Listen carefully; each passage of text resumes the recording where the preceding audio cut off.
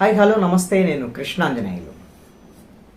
జడా శ్రవణ్ కుమార్ నిత్యం వార్తల్లో ఉండేటువంటి లాయర్, రాజకీయ నాయకుడు కూడా.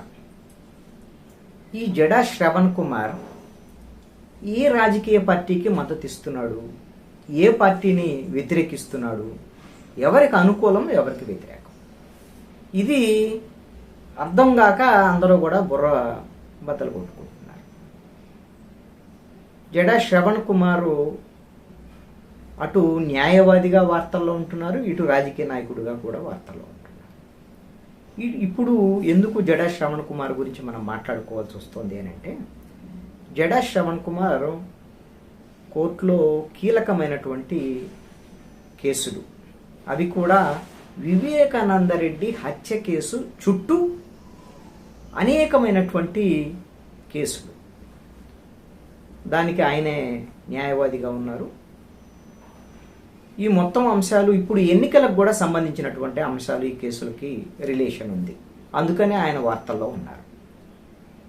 తాజాగా ఆయన వేసినటువంటి కేసు ఏమిటి అని అంటే, వివేకానంద రెడ్డి హత్య కేసుకు సంబంధించినటువంటి విషయంలో ఎన్నికల నిబంధనలకు విరుద్ధంగా Congress party PCC president Sharmila, అదేవిధంగా వివేకానంద రెడ్డి కుమార్తె సునీత, అదేవిధంగా ప్రతిపక్ష నేత తెలుగుదేశం పార్టీ అధినేత చంద్రబాబు నాయుడు, వీళ్ళందరూ కూడా వివేకానంద రెడ్డి హత్య అంశాల మీద మాట్లాడుతున్నారు ఎన్నికల సమయంలో. మరి ఇది ఎవరికి అభ్యంతరము అని అంటే, ఈ కేసులో నిందితుడుగా ఉండి అప్రూవర్గా మారినటువంటి దస్తగిరి, ఈ దస్తగిరి ప్రస్తుతము జడా శ్రవణ్ కుమార్ స్థాపించినటువంటి జై భీమరావు భారత పార్టీ తరఫున పులివెందలలో ఎమ్మెల్యే అభ్యర్థిగా పోటీ చేస్తున్నాడు. అదే ఊరిమేనా ముఖ్యమంత్రి వైఎస్ జగన్మోహన్ రెడ్డి. ఈ కేసులో, ఏది వివేక హత్య కేసులో నేరారోపణలు ఎదుర్కొంటూ అప్రూవర్గా మారినటువంటి దస్తగిరి ఎలక్షన్ కమిషన్కి ఒక ఫిర్యాదు చేశారు. ఏమని అని అంటే, ఈ హత్య కేసుకు సంబంధించినటువంటి అంశాలన్నింటినీ కూడా ఈ సమయంలో, ఎన్నికల సమయంలో కీలకమైనటువంటి ప్రస్తావనలు చేస్తున్నారు. ఎవరు? షర్మిల, సునీత రెడ్డి, చంద్రబాబు నాయుడు. ఇది తను కూడా పోటీ చేస్తున్నాడు కాబట్టి ఎన్నికల్లో తన పరువుకు భంగం కలిగేటువంటి విధంగా, తనకు నష్టం కలిగేటువంటి విధంగా ఉంటుంది. కాబట్టి ఈ విధమైనటువంటి ఎన్నికల ప్రచారంలో వివేక హత్య గురించి మాట్లాడకుండా నిలువరించండి వీళ్ళని అనేటువంటి విషయాన్ని ఆయన ఎన్నికల కమిషన్కి ఫిర్యాదు చేశారు దస్తగిరి.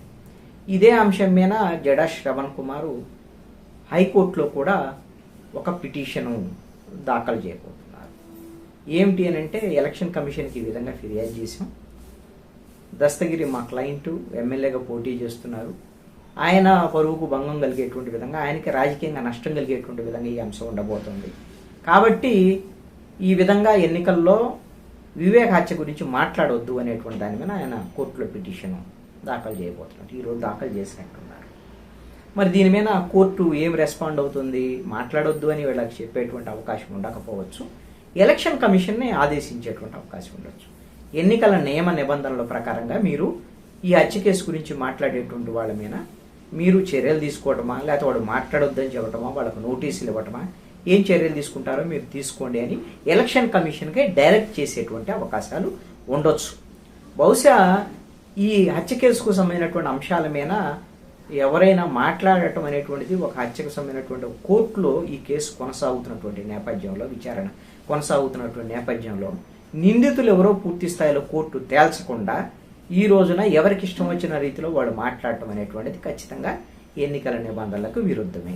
కాబట్టి ఎన్నికల కమిషన్ కూడా ఈ విధమైనటువంటి వివేక హత్య కేసు గురించి మాట్లాడేటువంటి వాళ్ళని ఎట్టి పరిస్థితుల్లో ఆ కేసు అంశాల పూర్వపరాల గురించి మాట్లాడొద్దు, ఇంకొక వేరే వ్యక్తులకు దీని మీద వాళ్ళ హక్కులకు భంగం కలిగేటువంటి విధంగా వ్యవహరించొద్దు అనేటువంటి దాని మీద ఆదేశించేటువంటి అవకాశాలు ఉండొచ్చు. ఒకవేళ ఇప్పుడు వరకు మాట్లాడినటువంటి వివరాలు చంద్రబాబు నాయుడు మాట్లాడింది, షర్మిల మాట్లాడింది, సునీత రెడ్డి ఎన్నికల ప్రచార సభల్లో మాట్లాడినట్టు అన్ని వివరాల ఆధారాలతో సహా వీడియో, అదేవిధంగా ప్రింట్ మీడియాలో వచ్చినటువంటి వార్తలన్నింటినీ ఆధారాలతో సహా కోర్టులో పిటిషన్ దాఖలు చేయడం అనేటువంటిది జరిగింది. కాబట్టి వాళ్ళకి నోటీసులు ఇచ్చేటువంటి అవకాశాలు కూడా ఉండొచ్చు. భవిష్యత్తులో మాట్లాడొద్దని చెప్పొచ్చు. అదేవిధంగా దీనికి కూడా నోటీసులు ఇచ్చి సమాధానం ఇవ్వమని అడిగేదానికి అవకాశం ఉండొచ్చు. ఇది ఒక కేసుకు సంబంధించినటువంటి అంశం. ఇదే తరహాలో 2019 ఎన్నికలకు ముందు వివేకానంద రెడ్డి హత్య జరిగింది. అప్పుడు కూడా ఆ హత్యకు సంబంధించిన అప్పుడు ప్రభుత్వంలో తెలుగుదేశం పార్టీ ఉంది. ఎన్నికల సమయంలో తెలుగుదేశం పార్టీ సంబంధించినటువంటి వాళ్ళు ఆరోపణలు, వ్యవహారం ఇవన్నిటి నేపథ్యంలో అప్పుడు వైఎస్ఆర్ కాంగ్రెస్ పార్టీ బహుశా జగన్మోహన్ రెడ్డి ఎవరో కోర్టుకు వెళ్ళారు. కోర్టుకు వెళ్ళి ఈ అంశాల మీద ఎన్నికల సమయంలో మాట్లాడొద్దు అనేటువంటి దాని మీద కోర్టు గ్యాగ్ ఆర్డర్ ఇచ్చింది అప్పుడు, నాకు తెలిసి. అయితే ఇప్పుడు కూడా మరి ఇప్పుడు కోర్టు ఆల్రెడీ నోటిఫికేషన్ జారీ చేస్తుంది కాబట్టి ఎన్నికల నోటిఫికేషన్ కోర్టు అయితే జోక్యం చేసుకోకుండా ఎలక్షన్ కమిషన్కి దీని మీద డైరెక్ట్ చేసేదానికి అవకాశాలు ఉండొచ్చు అని నేను అనుకుంటున్నా. ఈ కేసు కీలకమైనటువంటి అంశంగా ఇప్పుడు జడా శ్రవణ్ కుమార్ ముందుకు తీసుకొచ్చారు. పోనీ అసలు జడా శ్రవణ్ కుమార్ ఇంకా ఈ వివేక హత్య కేసు చుట్టూ అనేకమైనటువంటి కేసుల్ని ముందుకు తీసుకొచ్చారు. అది ఏమిటి అంటే ఇదే దస్తగిరి ద్వారాగా వివేకం అనేటువంటి సినిమా ఏది దస్తగిరి ఇచ్చినటువంటి వాంగ్మూలం ఆధారంగా, జడ్జి గారు ఇచ్చినటువంటి ఆయన ముందు ఇచ్చినటువంటి వాంగ్మూలం ఆధారంగా దాన్ని బేస్ చేసుకుని దస్తగిరి పేరుతోనే ఆ పేరు కూడా దాంట్లో ఉదాహరిస్తూ ఆయన చూపిస్తూ ఆయన ఫోటో కూడా వివేకం సినిమా ఒకటి రిలీజ్ చేశారు. అది ఓటీటీ ప్లాట్ఫామ్స్లో నడుస్తుంది. అది కూడా ఐటీడీపీ వీటిల్లో యూట్యూబ్లో ఎక్కువ నడుస్తున్నటువంటి దాని మీద చర్యలు తీసుకొని దాన్ని నిలుపుదల చేయండి అనేటువంటి దాని మీద దస్తగిరి ఆ పేరుతో జడా శ్రవణ్ కుమార్ ఫిర్యాదు చేశారు. కోర్టులో పిటిషన్ వేయటం అనేటువంటిది జరిగింది. దీని మీద నారా లోకేష్ నేతృత్వంలో ఐటీడీపీకి సంబంధించినటువంటి నడుస్తుంది. కాబట్టి దీన్ని ఎట్టి పరిస్థితుల్లో నిలుపుదల చేయాలని నారా లోకేష్కి వ్యతిరేకంగా ఈ ఫిర్యాదు చేశారు. మరి ఇవన్నీ ఇందాక ఏదైతే వివేకానంద రెడ్డి హత్య కేసుకు సంబంధించినటువంటి విషయాలను మాట్లాడొద్దు అనేటువంటి దాని మీద దస్తగిరి కేసు వేయటం, దాని మీద ఇవన్నీ కూడా మరి వైఎస్ఆర్ కాంగ్రెస్ పార్టీకి అనుకూలం కదా, వైఎస్ఆర్ కాంగ్రెస్ పార్టీకి ఉపయోగపడేటువంటి అంశాలు కదా. కావాలని జడా శ్రవణ్ కుమార్ ఇలా చేస్తున్నారా? వివేక సినిమాకు సంబంధించినటువంటి నిలుపుదల చేయాలి అనేటువంటిది కూడా అది వైఎస్ఆర్ కాంగ్రెస్ పార్టీకి ఉపయోగపడేటువంటి అంశమే కదా.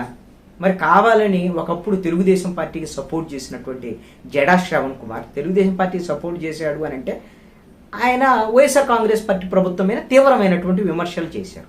ఒక 3.5 సంవత్సరాల పాటు దాదాపుగా తెలుగుదేశం వాళ్ళు మాట్లాడటానికి భయపడేటువంటి పరిస్థితుల్లో కూడా వైఎస్ఆర్ కాంగ్రెస్ పార్టీ ప్రభుత్వం మీద, ప్రభుత్వ వైఫల్యాల మీద అనేకమైనటువంటి విమర్శలు, ముఖ్యమంత్రి జగన్మోహన్ రెడ్డి మీద కూడా తీవ్రమైనటువంటి విమర్శలు చేస్తూ వచ్చారు. మరి ఇప్పుడు సడన్గా మరి యూటర్న్ తీసుకొని తెలుగుదేశం పార్టీ మీద కూడా విమర్శలు చేస్తున్నారు. ఈ మధ్య కాలంలో చంద్రబాబు నాయుడు మీద, గత తెలుగుదేశం ప్రభుత్వ హయాంలో జరిగిన తప్పుల మీద, నారా లోకేష్ మీద తీవ్రమైనటువంటి విమర్శలు చేస్తూ వచ్చారు. అదేమిటి ఈ విధంగా మళ్ళీ యూటర్న్ తీసుకున్నారు, తెలుగుదేశం పార్టీ మీద తీవ్రమైన విమర్శలు చేస్తున్నారు, వైసీపీకి అమ్ముడు పోయాడు అనేటువంటి దాని మీద కూడా కొంతమంది మాట్లాడుతున్నటువంటి పరిస్థితి ఉంది. అయితే నేను దగ్గరగా జడా శ్రవణ్ కుమార్తో మాట్లాడుతూ ఉంటాను. అందరిలాగా నేను జడా శ్రవణ్ కుమార్ ఏంటి, ఎందుకు చేస్తున్నాడు ఇలాంటి అని తెలియదు, ఏం జరుగుతుందో నాకు తెలియదు అనేటువంటి విధంగా మాట్లాడితే ఖచ్చితంగా అది తప్పే అవుతుంది. ఎందుకంటే నాకు ఆయన తెలుసు, మేమిద్దరం మంచి మిత్రులు, మేము కలిసి మాట్లాడుకుంటూ ఉంటాం. ఇలాంటి సందర్భంలో ఏమీ తెలియనట్టు మాట్లాడటం కూడా కరెక్ట్ కాదు. మేము చాలా సందర్భాల్లో అన్ని విషయాలు డిస్కస్ చేస్తుంటాం. అయినా సరే ఇంకా జడా శ్రవణ్ కుమార్ నాకు కూడా అర్థం కానటువంటి వ్యక్తిగానే ఉన్నారు. ఎందుకు అని అంటే ఆయన చెప్తున్నటువంటి విధానం, నేను జై భీమరావు భారత్ పార్టీ పెట్టుకున్నాను, ప్రభుత్వ వైఫల్యాల మీద గతంలో మాట్లాడాను, ఇప్పుడు తెలుగుదేశం సంబంధించిన గత ప్రభుత్వ వైఫల్యాల మీద, ప్రతిపక్ష పార్టీ చేస్తున్నటువంటి తప్పుల మీద, చంద్రబాబు నాయుడు తప్పులు చేస్తే తప్పులు కూడా మాట్లాడుతున్నాను. నేను ఒక రాజకీయ నాయకుడిగా ఇది నా పార్టీకి సంబంధించినటువంటి అంశం, నా పార్టీ అభ్యర్థులను గెలిపించుకోవటం, నా పార్టీని నేను వృద్ధిలోకి తీసుకురావటం అనేటువంటిది నాకు కీలకమైనటువంటి అంశము. నాకు ఈ 2 పార్టీలు సమానమైనటువంటిది ఆయన వాదన చేస్తున్నటువంటి అంశం. దీంట్లో వాస్తవాలు ఏమిటి, ఎంత వాస్తవం ఉంది అనేటువంటి మీరు చూసేటువంటి మీరు కామెంట్ బాక్స్లో మీ అభిప్రాయాలను కూడా తెలియజేయచ్చు. అయితే ఇక్కడ ఒక అంశం ఏమిటి అని అంటే, ఇప్పుడు శ్రవణ్ కుమార్ రాజకీయ నాయకుడిగా ఒక పార్టీ పెట్టుకొని ఒకే ఆయన పార్టీ ప్రచారం చేసుకోవచ్చు. మరి గతంలో ఎందుకు తెలుగుదేశం పార్టీకి దగ్గరగా వెళ్ళారు? ఎందుకంటే చంద్రబాబు నాయుడుతో మీట్ అయ్యారు, నారా లోకేష్తో మీట్ అయ్యారు. మరి అప్పుడు తెలుగుదేశం పార్టీతో ఉన్నటువంటి ఆయనకు సంబంధాలు ఏమిటి? నాకు తెలిసి వైఎస్ఆర్ కాంగ్రెస్ పార్టీ దగ్గరికి అయితే ఎప్పుడు వెళ్ళినటువంటిది నాకు తెలిసి అయితే లేదు. మరి తెలుగుదేశం పార్టీతో దగ్గరగా వెళ్ళినటువంటి శ్రవణ్ కుమారు ఎందుకు ఈ రోజున తెలుగుదేశం పార్టీని కూడా విమర్శిస్తున్నారు? దీనికి కారణం ఏమిటి? ఏం జరిగి ఉండొచ్చు వెనకాల? నాకు తెలిసినటువంటి కొన్ని అంశాలని నేను చెప్తాను. ఎందుకంటే నాకేం తెలియదు అని అంటే ఖచ్చితంగా నేను ఆత్మవంచన చేసుకున్నట్టు అవుతుంది. నాకు తెలిసినటువంటి అంశాలు ఏమిటి అంటే, జడా శ్రవణ్ కుమార్ రాజకీయ పార్టీ పెట్టుకున్న తర్వాత నాకు ఒక 5 నుంచి 10 అసెంబ్లీ స్థానాలు ఇవ్వండి, కూటమిలో నన్ను మా పార్టీని కూడా చేర్చుకోండి అని తెలుగుదేశం పార్టీ దగ్గర ప్రతిపాదన చేసినట్టుగా ఒక సమాచారం. ఆయన కూడా ఆ మాట గతంలో చెప్పున్నారు. అది బహిరంగంగా చెప్పారో లేదో తెలియదు కానీ నాకు చెప్పారు. అయితే తెలుగుదేశం పార్టీ ఆయన కూటమిలోకి తీసుకోవటానికి, ఆయనకి సీట్లు ఇవ్వటానికి అంగీకరించలేదు. కానీ ఆయనకి తెలుగుదేశం పార్టీలో చేరితే నీకు ఒక ఎమ్మెల్యే సీట్ ఇస్తాం, కావాలంటే ఒక ఎంపీ సీట్ ఇస్తాం, ఖర్చు కూడా మేమే భరిస్తాము, మీరు తెలుగుదేశం పార్టీలో చేరండి అని ప్రతిపాదన చేశారు అనేటువంటిది నాకు తెలిసినటువంటి విషయం. ఆయన అయితే మరి ఆ విషయాన్ని బయటికి చెప్పలేదు. మరి తెలుగుదేశం పార్టీలో తాను చేరబోనని, కేవలము తెలుగుదేశం పార్టీతో పొత్తుకు మాత్రమే, అలయన్స్లో తనకు కొన్ని సీట్లు మాత్రం ఇస్తే మాత్రమే నేను అలయన్స్లో చేరతాను, తెలుగుదేశం పార్టీ కండవా కప్పుకోననేటువంటి దాని మీద వ్యతిరేకించారు.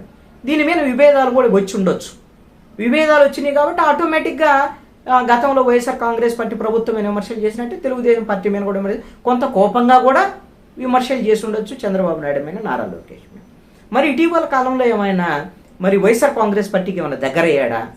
ఈ చర్చ కూడా జరుగుతుంది. నాకు తెలిసి అయితే మరి అలాంటి పరిస్థితులు అయితే ఉన్నాయని నేను అనుకోవటం. ఎందుకు అని అంటే, ఇటీవల ఈ వివేకానంద రెడ్డి కేసుకు సంబంధించినటువంటి వ్యవహారాల్లోనే అవినాష్ రెడ్డి బెయిల్ రద్దు చేయాలని, అతను ఎవరైతే ఈ కేసులో నిందితుడిగా ఉండి అప్రూవర్గా మారినటువంటి దస్తగిరి ఉన్నారో, దస్తగిరి తండ్రి మీద జరిగినటువంటి దాడికి సంబంధించినటువంటి విషయంలో పోలీసులు కేసులు నమోదు చేయటం లేదు. ఆయన దస్తగిరి కుటుంబానికి ముప్పు ఉంది. ఈ రోజున సాక్షిగా ఉన్నటువంటి అప్రూవర్గా మారినటువంటి దస్తగిరి కుటుంబాన్ని కాపాడాల్సినటువంటి బాధ్యత మరి సిబిఐకి వీళ్ళకి ఉంది కదా. కాబట్టి ఇప్పుడు ఇతనికైనా బయట ఉంటే దస్తగిరి కుటుంబానికి ప్రాణహాని ఉంది అనేటువంటి దాని మీద అవినాష్ రెడ్డి బెయిల్ రద్దు చేయమనే నాంపల్లి కోర్టులో కేసు వేశాడు. మరి ఒకవేళ వైఎస్ఆర్ కాంగ్రెస్ పార్టీతో దగ్గర సంబంధాలు ఉండి తెలుగుదేశాన్ని వ్యతిరేకించడం, వైఎస్ఆర్ కాంగ్రెస్ పార్టీకి దగ్గరగా వెళ్ళారు అని కన్నా భావిస్తే, మరి అవినాష్ రెడ్డి అనేటువంటి వ్యక్తి ముఖ్యమంత్రి జగన్మోహన్ రెడ్డికి సొంత తమ్ముడు, వైఎస్ఆర్ కాంగ్రెస్ పార్టీలో కడప ఎంపీ అభ్యర్థికి ఇప్పుడు పోటీ చేస్తున్నాడు. అలాంటి అతను బెయిల్ రద్దు చేయమని ఇప్పుడు జడా శ్రవణ్ కుమార్ కేసు పెట్టేదానికి అవకాశం ఉండదు, అది వైఎస్ఆర్ కాంగ్రెస్ పార్టీకి దగ్గరగా ఉంటే. కాబట్టి జడా శ్రవణ్ కుమారు ఒకవైపున తెలుగుదేశం పార్టీకి వ్యతిరేకంగా, ఇంకో వైపున వైఎస్ఆర్ కాంగ్రెస్ పార్టీకి వ్యతిరేకంగా పోరాటం చేస్తూనే ఉన్నాడు అనేటదానికి ఇది ఒక ఉదాహరణ. ఫైనల్ గా రాజకీయ నాయకుడిగా అతను ఆయన మంగళగిరి స్థానం నుంచి నారా లోకేష్ మీద పోటీ చేస్తున్నటువంటి పరిస్థితులు, నారా లోకేష్ని ఎన్నికల్లో ఓడిస్తాను అని కూడా ఆయన మరి శపథం చేస్తున్నారు. ఎంత మేరకు ఏం చేయగలరో చూడాలి. అదేవిధంగా పవన్ కళ్యాణ్ మీద కూడా ఒక యువ న్యాయవాది మల్లికార్జునరావుని ఆయన పద్మశాలి సామాజిక వర్గము పిఠాపురంలో పోటీ చేస్తున్నటువంటి పరిస్థితి ఉంది. అక్కడ కొన్ని ఓట్లు చీల్చేటువంటి అవకాశం ఉంది. ప్రధానంగా టార్గెట్ పవన్ కళ్యాణ్ ఓటమి లక్ష్యంగానే మేము పనిచేస్తున్నాం అనేటువంటి విధంగా కూడా చెప్తున్నాం. దానికి రీజన్ ఏంటి అనేది వాళ్ళు చెప్పాలి. మంగళగిరిలో కూడా నారా లోకేష్ ఓటమి కోసమే నేను ప్రయత్నం చేస్తున్నాను, నేను కూడా ఖచ్చితంగా గట్టి పోటీకి ఇస్తాను అనేటువంటి విధంగా చెప్తున్నాను. అదేవిధంగా కీలకమైనటువంటి స్థానాల్లో ఇప్పుడు జగన్మోహన్ రెడ్డి మీద పులివెందల్లో దస్తగిరినే పోటీ పెట్టాడు జై భీమరావు భారత పార్టీ తరఫు. అదేవిధంగా బాలకృష్ణ మీద కుప్పంలో చంద్రబాబు నాయుడు మీద కూడా ఒక పీజీ చదివినటువంటి ఒక విద్యార్థి నాయకుడిని కూడా అక్కడ పోటీ పెడుతున్నటువంటి పరిస్థితి ఉంది. జై భీమరావు భారత పార్టీ అనేటువంటి ఒక చిన్న పార్టీగా ప్రారంభమైనప్పటికీ కూడా ఈ ఎన్నికల్లో 175 అసెంబ్లీ నియోజకవర్గాలు, 25 పార్లమెంట్ నియోజకవర్గాల్లో పోటీ చేసేటువంటి విధంగా ముందుకెళ్తున్నారు జడా శ్రవణ్ కుమార్. ఏం జరుగుతుందో చూద్దాం.